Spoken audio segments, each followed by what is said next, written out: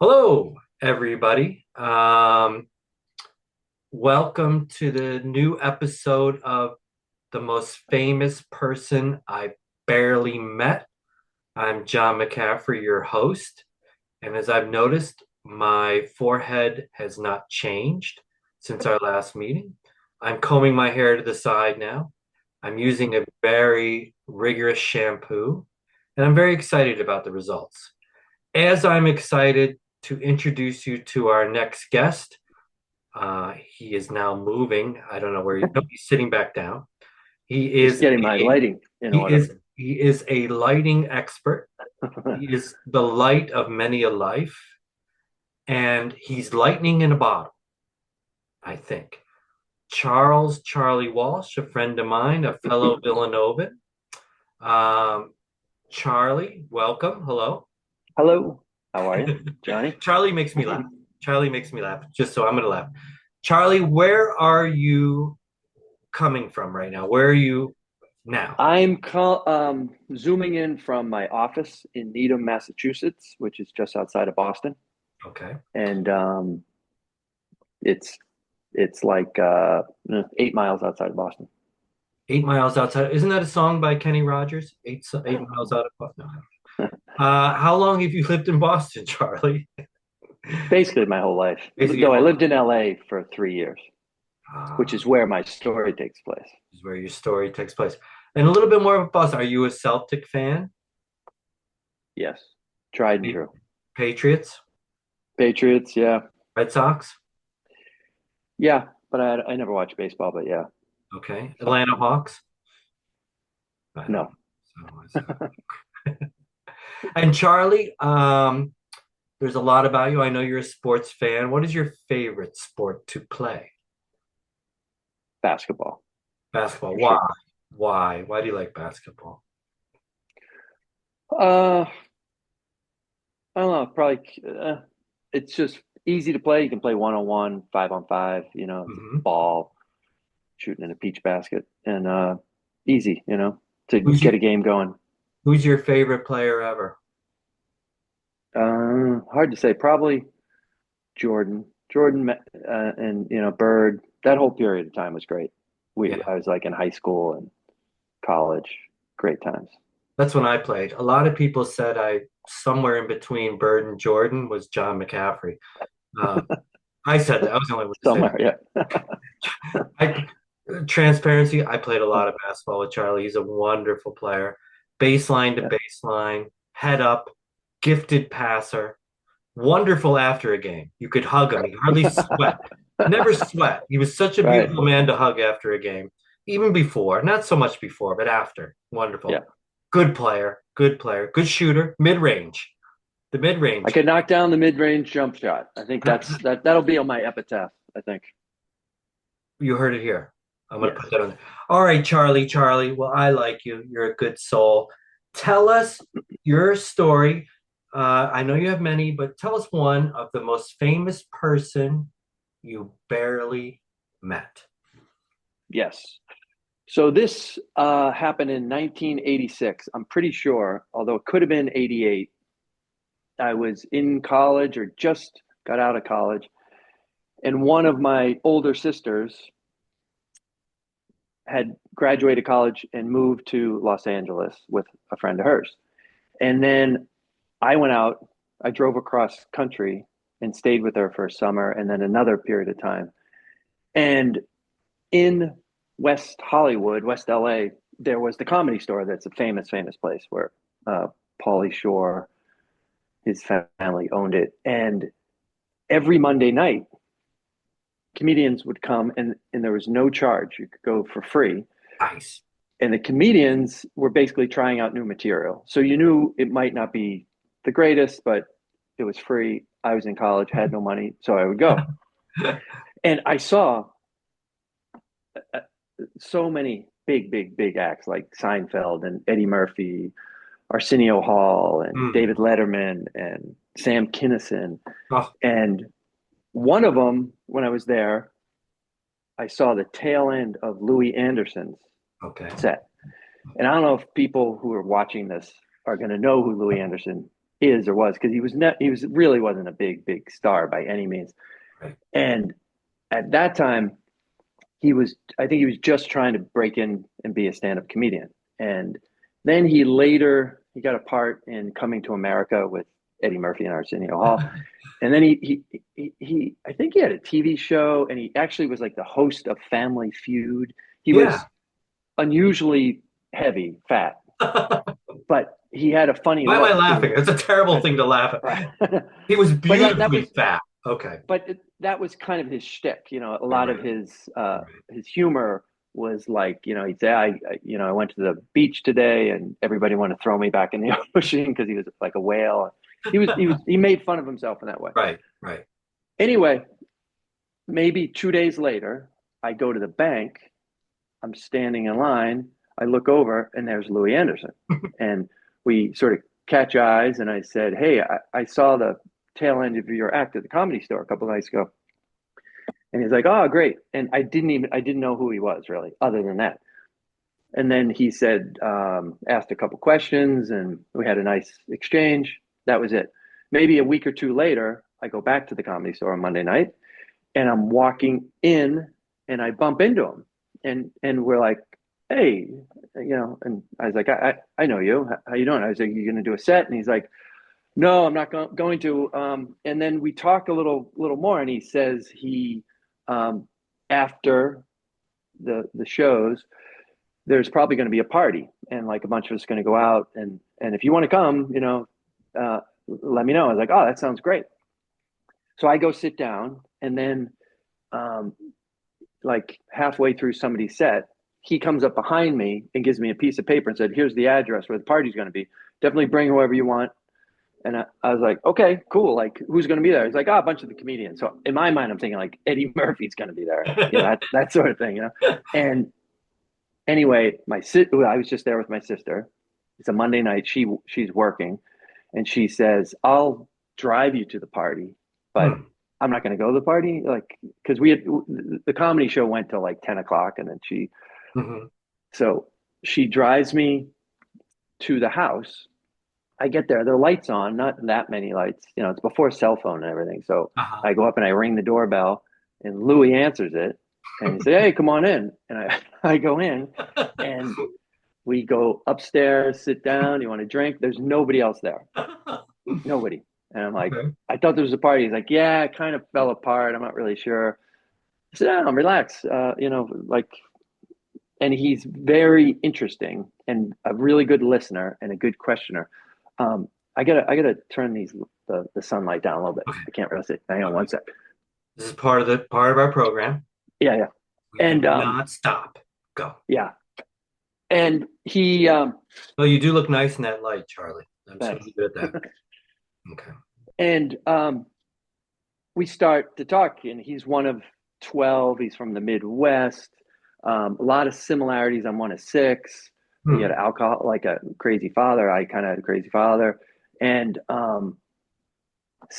somewhere along the way, I start to pick up a vibe, like he's not hitting on me or anything, but he's like, it just took a little longer. He's more interested than any other guy. Like if it was just me and you, Calf, and I came to your place, we would have turned the television on, watch some hoop or something. But he's Yeah. like, you know, very interested in everything I'm saying. And then I just picked up this vibe. Like I think he never hit on me, but he was wanted to have something go his way. Sure. Sure. And I was like, I was never afraid or anything. I was like, more like, how's this gonna go? And inside my head, I just said, "Oh, I didn't have a girlfriend at the time, but I'm Hmm. like, I'm gonna start talking about my girlfriend, Hmm. And I said, and I just introduced. I said, "Yeah, that reminds me of like," because he had been married and divorced. I remember he said that. Hmm. He didn't really say why, but, um, and only for like a short period of time, if I Hmm. remember. And and then I said, "Oh yeah, yeah, yeah." So I'm having some trouble with my girlfriend, Hmm. and then I realized, when I was saying, which wasn't true, about this fake girlfriend, I had to watch what I'm saying because I was like, I started to say I was like going to break up with her or something, and then he probably is thinking if there's another opportunity, you know. So I had to say, oh, but I'm really committed to her, and yeah, Mm, and then he became, I think he was probably, I should looked up, but he's probably 8 or 10 years older than me, us, mm, you know. I think he just switched to like being the older brother, and he started to give me advice and neat. everything, and then he gave me his phone number and said, "Call me if you ever want tickets or whatever." And he was pitching a show, and he's trying to break into, um, and it's really hard because again, he knew nobody in LA, had no connections, and he was really a fish out of water. And Mm, then I'm there. It's like 11 o'clock, 11:15, like somewhere up in the Hollywood Hills, and he said, I'll get you a ride home." And he's like, "I kind of have a driver, like a mm. studio and something." He knew somebody, and he made a call, and then a driver drove me home. And then when I told that story to everybody else, like Yeah. they were like, "Freaking Louie," you know, half the group was like, "You should have slept with him," you know, and the other people were like, "No way, that's Yeah. insane." That's a beautiful story. So Um, it's a slight brush with famous, and he yeah. actually was never that famous, you know. Well, I love Louie Anderson. I love that story. You tell it really well too. It's very, it's just to me, because I know that era of us, it was such a lost time right after we graduated, 87. It just was the world and all that. And that was a bold move to go to LA. And I could see being so excited about this. And Louis Anderson was really funny. And Yeah, I like him even more now after you tell me that. I love how you said he turned into like a brother, a big brother, and all that. And it's kind of funny to me how the fake relationship it started getting more complicated. yeah, and I You was know what I like, mean? I got to get out of here. Yeah, no, he was like kind of a sweet guy. Like I can't remember the advice he offered, but it was classic stuff. Like, you know, Yeah, yeah, you got to be true to yourself, and you're still young, and that sort of yeah. stuff. You know. What'd you think about LA then? Oh, I loved it.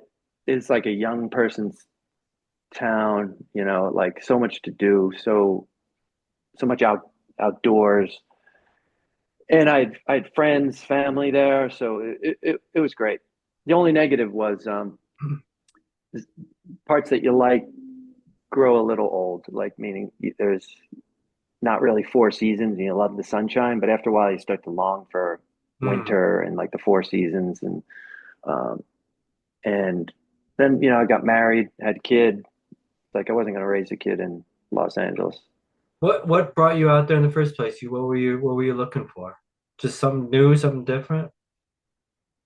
Yeah, well the interesting thing was my sister was out there, and um I went out there the summer of our after junior year, and she got me and a buddy, because she knew people in the movie industry, a job working on a movie.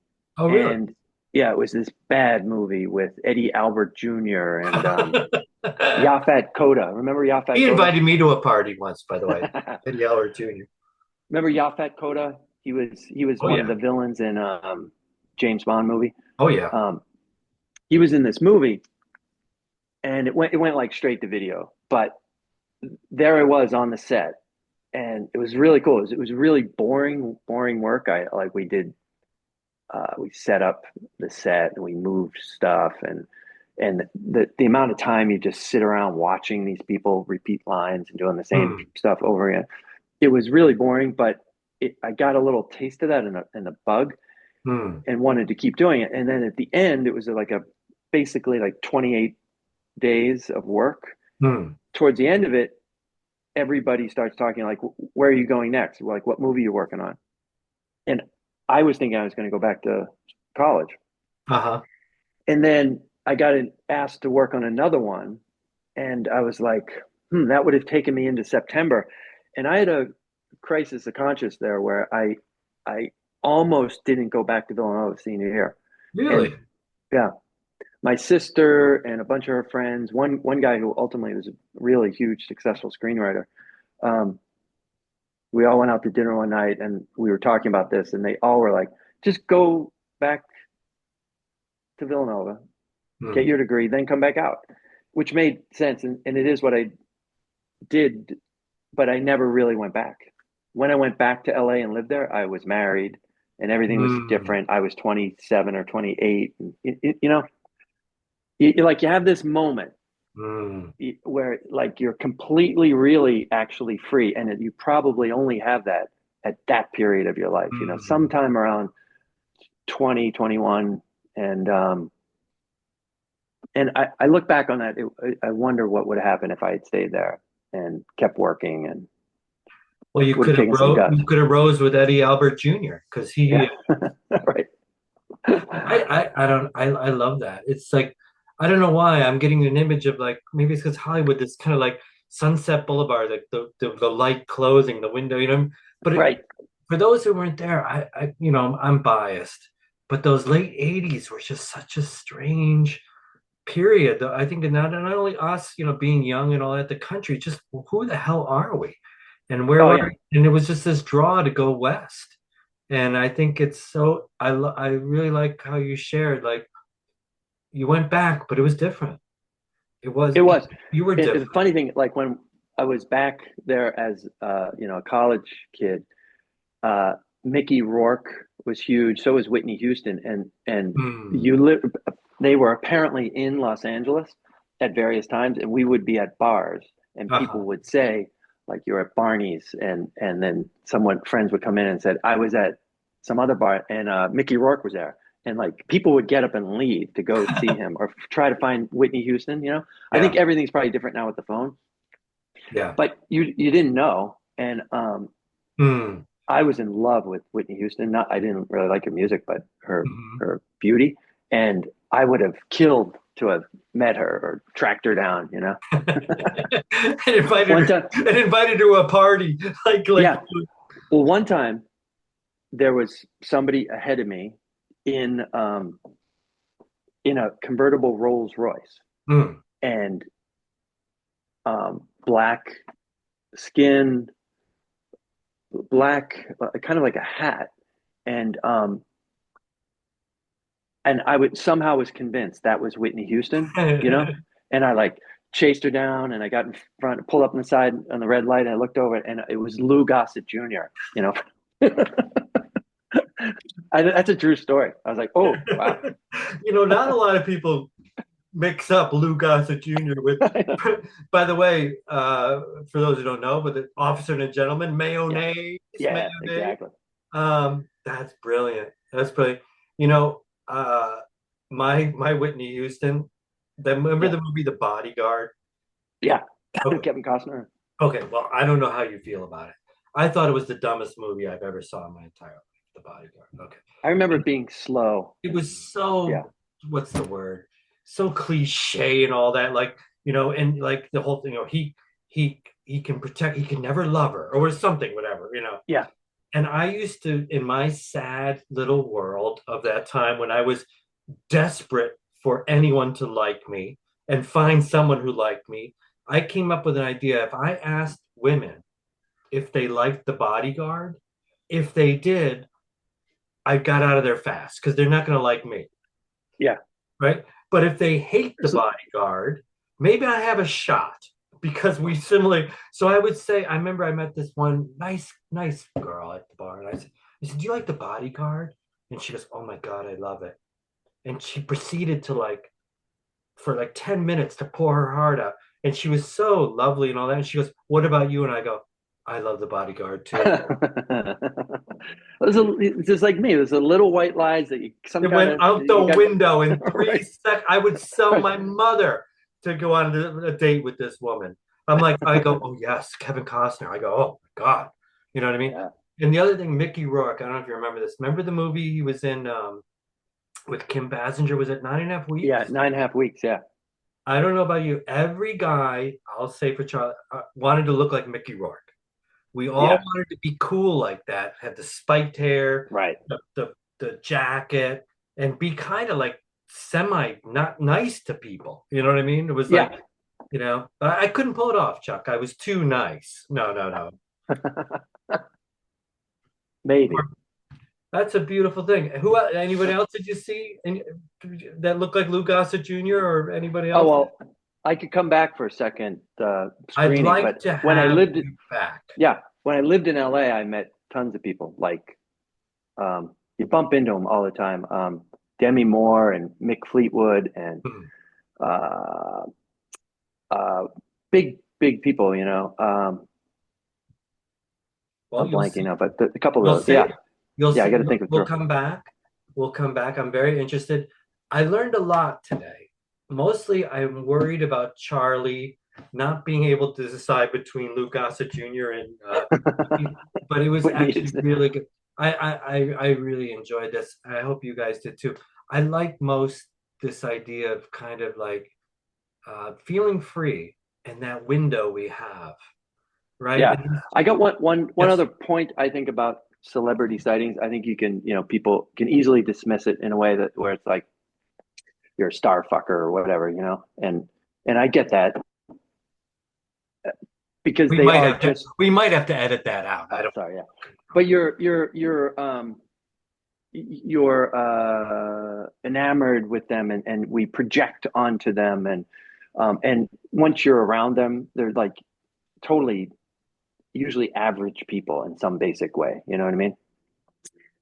And but that is I think that's why like this idea can be good because everybody remembers a famous run-in, a person they have a run-in with, and it does matter. And I think it's like partly because everybody you only have one life to live, Hmm. and these people that appear to be living better lives than you, or at least more glamorous, more interesting. They interact with more interesting people. Their projects, their work is more interesting than your accounting job or your Hmm. software job or whatever. And you're looking for some energy from them, and Hmm. I totally get that, and like they might know something that you don't know, and particularly when you're young, Yeah. you're like, how did you get there? Like, you're on television, like, it's like Hmm. they're you hold them up for some weird way, but you can understand why you do. I guess is my point, Yeah. Oh, well, thank you for saying that and about this idea because you captured it. And thank you for sharing. You're really interesting and funny. Um, I think too, like, I learn as I move on. So now I'm learning about this too is a little bit, it's like benchmarks in history too. Like your time in LA, you remember as these people you meet sometimes or see. You're right. It's sort of like our little like flags in the sand. And I always think what's most interesting is the story around it. It's not really the star that's interesting, it's the story and what you take away. Yeah, I just remembered. I lifted weights with Nicolas Cage. Nicolas Cage. Seriously, I same love time. Nick. I loved him at that era. I don't Yeah. like him now. I loved him in in Valley Girls. Yeah, it was right around that time. He had Oh, hair down to here. oh, I He loved was, him. And he had hair yeah, down to here. He's got hair yeah, down to here now. I think right. it's not his hair. No, I love Valley. For you young people, watch Valley Girls. The best soundtrack ever. yeah, great, Could great. Charlie, if you indulge me, could you lift more weights than Nick Cage? Were you Yeah, strong? that was kind of the point of the story. He needed a spot on the bench, Yeah. and he had like 10 pounds on. He's pretty big. At the time, he was a lot skinnier, but I couldn't believe it. And he was like, "Hey, I need help." It's funny. Did you help Uh, him? yeah, I was like, okay, I just lifted it back You, up, and he you put was it down. mad that Come like on. yeah, he had to like yell for it. It's See, kind of weird, but I think he got stronger for Con Air. I think that's yeah, when he really devoted himself to physical fitness, and then yeah. National Treasure and all that, and It's funny you say that because Moonstruck. the screenwriter that I mentioned earlier, Yeah. who became famous, he wrote Con Air. He dated my sister, and actually was engaged to my sister. Yeah, I know. You know what the best part of Con Air is? Steve Buscemi. Yeah. Yeah. I he's Can you name he's one great. other person in Con Air, Charlie? Ed Harris, Is was he? he Uh, Johnny Cusack? John Cusack. Yeah. Yep.